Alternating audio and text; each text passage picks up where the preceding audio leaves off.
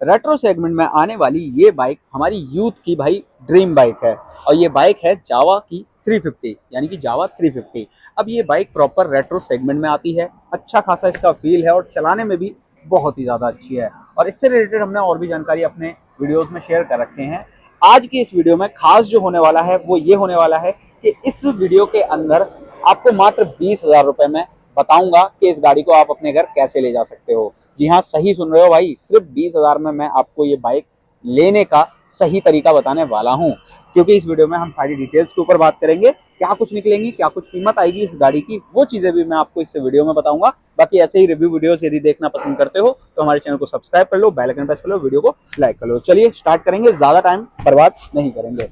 सबसे पहले मैं इस बाइक के बारे में बात कर लेता हूँ। Overall view, overall design, overall चीजें क्या कुछ निकल के आती हैं। बात करी जाए यदि इसके इंजन की, तो यहाँ आपको 334 सीसी का इंजन नजर आएगा जो कि 29 पीएस पावर और 29 न्यूटन मीटर टॉर्क देगा। लिक्विड कूल्ड इंजन होगा, 6 स्पीड गियर ट्रांसमिशन यहाँ नजर आ जाएगा। आगे की तरफ रेडिएटर मिल जाता है जो कि इंजन की एफिशिएंसी और इंजन लाइफ जो है और ज्यादा बेटर बना देता है। अब यहाँ पर इंजन जो है वो आपको नजर आने वाला है। बाकी यहाँ पर आपको फ्रंट और रेयर जो लाइट है वो पीछे की तरफ एलईडी नजर आएगी, हाइलोजन टर्न इंडिकेटर्स नजर आएंगे और आगे की तरफ फ्रंट लाइट जो है वो भी हाइलोजन ही मिल जाएगी। बाकी इस बाइक के अंदर हमें 2 से 3 वेरिएंट भी मिल जाते हैं, जिसमें कि अगर आप ये वाला देखोगे मेरे साथ में तो ये सबसे बेस वेरिएंट है, जिसमें कि आप देखोगे तो ये सिंगल टोन कलर है और यहाँ पर अलॉय व्हील के जगह पर यहाँ पर आपको स्पोक व्हील मिलेंगे स्टार्टिंग वेरिएंट से। अगर आप चाहो तो इसी बाइक में अलॉय व्हील भी परचेज कर सकते हो और इसी बाइक के अंदर आपको क्रोम एडिशन भी मिल जाएगा। तो वो चीजें अलग निकल के आती है और वहां पर प्राइस भी है जो कि थोड़ा सा बढ़ेगा और थोड़ा ज्यादा वेरी करेगा। तो ये चीजें इसमें वेरिएंट वाइज आएंगी। बाकी यहाँ पर आपको इस वाले वेरिएंट में ट्यूब टायर मिलेगा, स्पोक व्हील मिलेगा, रेयर के अंदर भी ट्यूब मिलेगा 130 सेक्शन का रेयर में और 90 सेक्शन का आपको फ्रंट में टायर मिलेगा। बाकी यहाँ पर आपको पीछे की तरफ डिस्क एबीएस मिलेगा, आगे की तरफ भी डिस्क एबीएस मिल जाएगा। तो डुअल चैनल एबीएस के साथ में बाइक आपको देखने के लिए मिल जाएगी। एक सेमी डिजिटल मीटर यूनिट मिल जाएगी जिसके अंदर छोटी सी डिस्प्ले होगी, जिसके अंदर साइड स्टैंड कट ऑफ जैसा फीचर आएगा। बाकी सारे में इसमें आपको एक एनालॉग मीटर ही मिलेगा और एनालॉग मीटर के अंदर ब्लिंकर्स जो है वो सारे मिल जाएंगे, हीटिंग सेंसर, एबीएस और इंजन लाइट जैसी सारी। और स्पेसिफिक अगर इस मॉडल की मैं बात करूं तो यहाँ पर आपको क्रोम का पार्ट जो है वो थोड़ा सा ज्यादा यूज नजर आएगा। बाकी इसी वेरिएंट में, इसी बाइक में आपको आगे चलते हुए एक वो पार्ट भी मिलता है जिसमें कि ये वाला पार्ट जो है वो क्रोम एडिशन हो जाता है। तो ये कुछ चीजें हैं इस बाइक से रिलेटेड। बाकी रेट यहाँ पर रन टू रेशियो भी बहुत अच्छा है, काफी अच्छी कंफर्टेबल सीट हाइट है। आप देखोगे तो लगभग 780 mm की अराउंड इसकी सीट हाइट मिल जाएगी और मेरी हाइट के हिसाब से देखोगे तो शॉर्ट हाइट राइडर में भी कंफर्टेबल होगी। बाकी काफी अच्छा कंफर्ट है।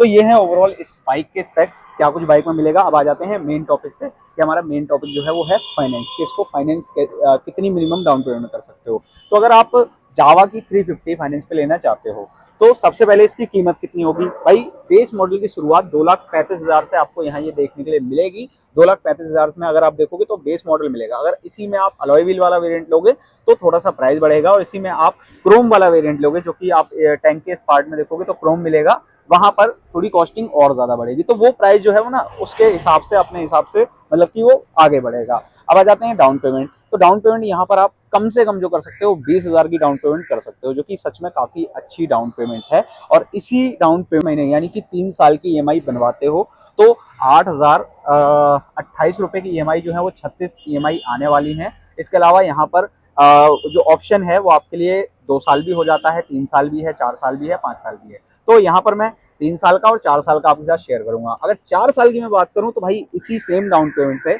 आप इस बाइक की ईएमआई जो है वो 4 साल की बनवा सकते हो, 6,447 रुपए की 4 साल की ईएमआई, मतलब कि 48 महीने की आप 6,447 रुपए की ईएमआई बनवा सकते हो। अब यहाँ पर कई बार कुछ चीजें ऐसी भी होती हैं कि आपके सिविल पे भी डिपेंड करती है। सपोज आपको 20,000 डाउन पेमेंट चाहिए और उससे भी कम चाहिए तो आपके सिविल पे डिपेंड है। यदि आपने पहली बार लोन ले रहे हो तो हो सकता है आपकी 20,000 डाउन पेमेंट ना आके 30,000 भी आ जाए, ना आके डाउन पेमेंट आपकी 35,000 भी आ जाए। तो ऐसा भी हो सकता है। बट अगर आपने ऑलरेडी लोन ले रखा है, किसी बैंक से आपने लोन ले रखा है, तो आप लोन लेने के बाद, मतलब पहली बार लोन लेने के बाद अगर आप लोन लेने जाते हो और उस लोन को अच्छे से पे करा है आपने अपने प्रीवियस में, तो इस बार आपको अच्छी फंडिंग मिल जाती है और हो सकता है कि आपको बैंक और फंडिंग ऑफर करे, यानी कि आप 20,000 से भी कम में इस बाइक को ले जा सकते हो। बाकी ईएमआई ऑप्शन बैंक जो है वो 12 महीने से लेके 12 महीने, 18 महीने, 30 महीने, 24 महीने, 36 महीने, 48 महीने, 42 महीने, 60 महीने, इतने सारे ऑप्शंस आपको बैंक ऑफर करता है, जो कि सच में काफी